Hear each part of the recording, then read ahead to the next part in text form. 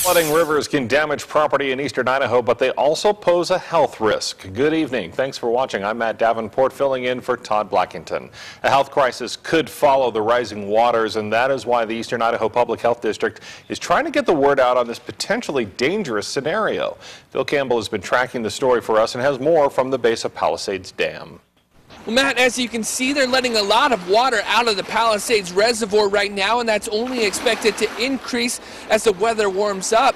With that comes a greater chance for flooding. That's prompted the health department to issue warnings for anyone living in the floodplain.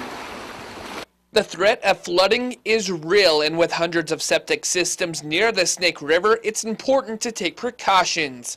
A submerged tank could leak raw sewage into the floodwaters and contaminate the water supply.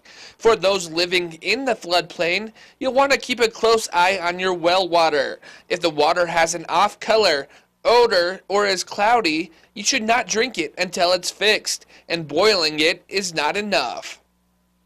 Boiling it is not advised. Boiling the water, it's hard to sanitize dirty water. So if it's dirty, don't use it. You don't need to sanitize your well, of course, till after the flood event, after the waters have receded.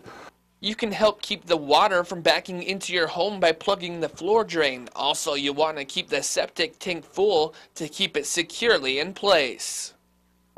Don't pump your tank just prior to a flood event because a 1,000-gallon concrete septic tank will float.